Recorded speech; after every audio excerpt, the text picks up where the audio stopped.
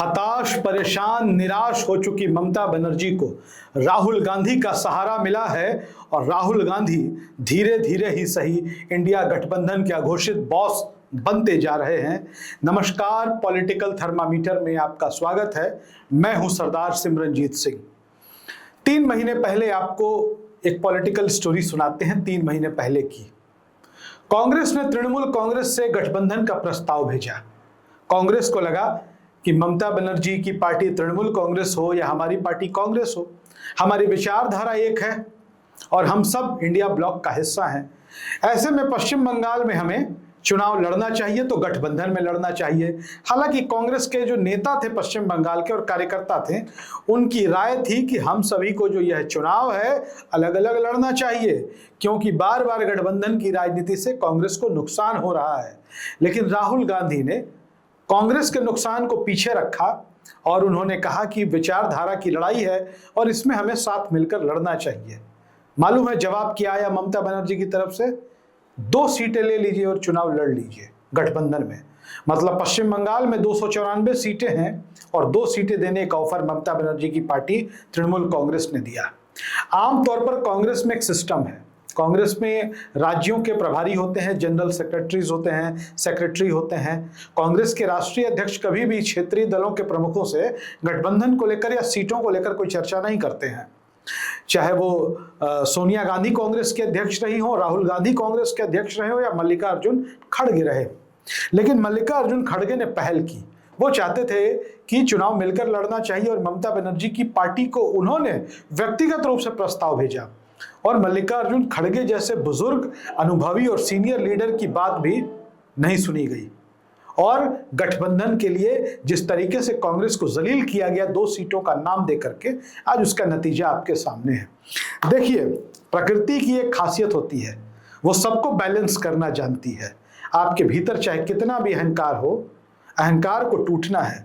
और सिर्फ ममता बनर्जी का अहंकार नहीं, जो भी लोग आज सत्ता में बैठे हुए हैं, जिनको लगता है कि मैं बड़ा तानाशाह हो गया हूं और अब हम ही खुदा हैं इस धरती के, तो ये नहीं चलने वाला है। घमंड तो सबका टूटेगा। खैर, ममता बनर्जी का टूट गया। लेकिन आज ममता बनर्जी अपने जिंदगी के सबसे मुश्किल दौर से गुजर रही हैं। पार्टी बिखर चुकी है, चौतरफा हमले हो रहे हैं। उनके पास कितने विधायक बचेंगे, कितने सांसद बचेंगे, कितने काउंसिलर बचेंगे, ये खुद ममता बनर्जी को भी नहीं पता है। और ममता बनर्जी की जिस तरीके से घेराबंदी की जा रही है, वैसा भारत के राजनीतिक इतिहास में कम से कम किसी को देखने को नहीं मिला था। और जिस तरीके से हमले हो रहे हैं तृणमूल कांग्रेस के नेताओं पर, अभिषेक बनर्जी पर हमला हो गया। अभिषेक बनर्जी पर हमला कोई मामूली बात नहीं है। अभिषेक बनर्जी सांसद भी हैं, अभिषेक बनर्जी ममता बनर्जी के भतीजे भी हैं, अभिषेक बनर्जी तृणमूल कांग्रेस के महासचिव भी हैं और तृणमूल कांग्रेस के भविष्य भी है। हमला हो गया। खबरें आई कि कोई अस्पताल उनका इलाज करने को तैयार नहीं है पूरे कोलकाता में। यह भी देश में अपने आप में मिसाल है। ऐसी राजनीतिक व्यवस्था, ऐसा माहौल कि जहां विरोधियों के घायल होने पर कोई अस्पताल इलाज कराने को तैयार नहीं। उस दौर में खड़े हुए राहुल गांधी ममता बनर्जी के साथ, अभिषेक बनर्जी के साथ, वही राहुल गांधी जिनके नेतृत्व पर कभी ममता बनर्जी ने सवाल उठाया था, वही राहुल गांधी जिनके नेतृत्व को ममता बनर्जी ने खारिज किया था, वही राहुल गांधी जब सवाल उठाते थे देश के संविधान से जुड़ा हुआ, देश के लोकतंत्र से जुड़ा हुआ, देश के युवाओं से जुड़ा हुआ, ममता बनर्जी साथ नहीं देती थी।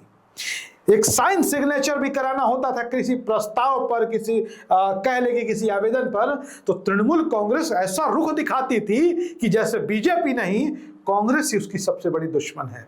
लेकिन आज साथ कौन खड़ा हुआ? तो आज साथ राहुल गांधी खड़े हैं।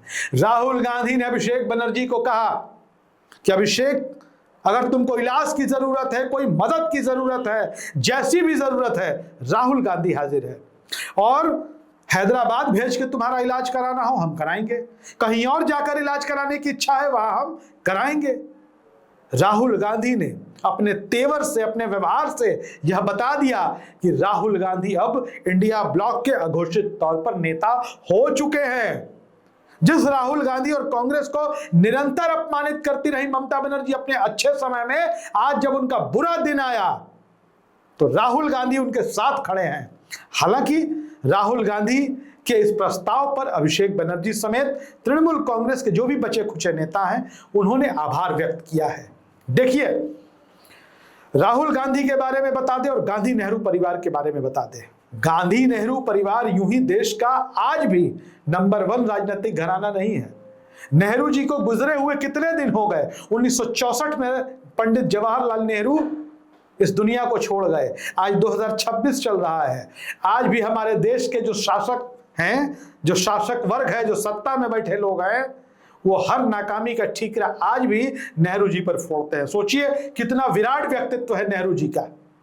ये वही गांधी परिवार है जिसका चरित्र हनन करने के लिए, जिनको बदनाम करने के लिए फर्जी कहानियां, मनगढ़ंत किस्से, जिनका कोई और छोर नहीं है, जिसको अपने बाप का पता नहीं, वो राहुल गांधी के दादा परदादा परनाना की बात करता। ऐसी स्थिति इस देश में है। इसके बावजूद वो परिवार न कभी झुका, न डिगा, और उसने न कभी दूसरे का चरित्र हनन किया। ऐसा नहीं है कि जुबान सिर्फ भाजपा के ही पास है। राहुल गांधी को गलत बोलने के लिए, नेहरू को गलत बोलने के लिए, इंदिरा गांधी, राजीव गांधी को गलत बोलने के लिए, डॉक्टर मनमोहन सिंह को गलत बोलने के लिए जुबान सबके पास भी है। लेकिन सवाल परवरिश का हो जाता है। अभी मध्य प्रदेश की कहानी आपके सामने है। मध्य प्रदेश के मुख्यमंत्री कांग्रेस के प्रदेश अध्यक्ष को 2 कौड़ी का कह रहे हैं। एक मुख्यमंत्री के पद पर बैठा हुआ आदमी इतनी छोटी, घटिया और स्तरहीन बातें करता है। खैर, हम बात कर रहे थे गांधी परिवार की, और गांधी परिवार आज भी खड़ा है। ममता बनर्जी के बुरे वक्त में राहुल गांधी ने कहा मैं साथ हूं। याद करिए, केजरीवाल जब जेल गए थे, आज केजरीवाल क्या कुछ नहीं बोलते कांग्रेस को, क्योंकि इस देश में ऐसे लोगों की कमी नहीं है जो उपकार को भूल जाए। सोनिया गांधी ने गले से लगाया था अरविंद केजरीवाल की पत्नी सुनीता केजरीवाल को। वो दृश्य भी आपके सामने होगा और आपको याद होगा। लेकिन राहुल गांधी ममता बनर्जी के साथ खड़े हैं। राजनीति में उतार चढ़ाव होते रहते हैं। राजनीति में का जो सूर्य है उसका उदय भी होता है, उसका अस्त भी होता है। आज जो सत्ता में है कल वो नहीं रहेगा।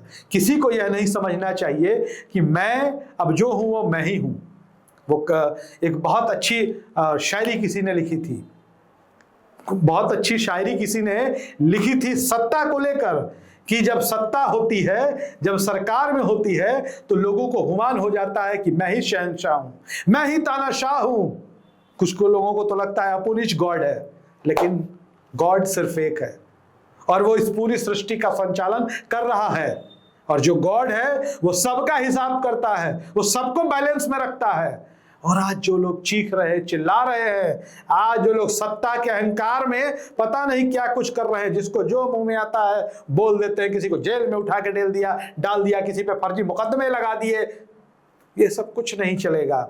एक दौर आएगा जब सब तानाशाह मिट्टी में मिल जाएंगे। खैर, वीडियो आपको कैसा लगा अपनी राय जरूर लिखिए। धन्यवाद।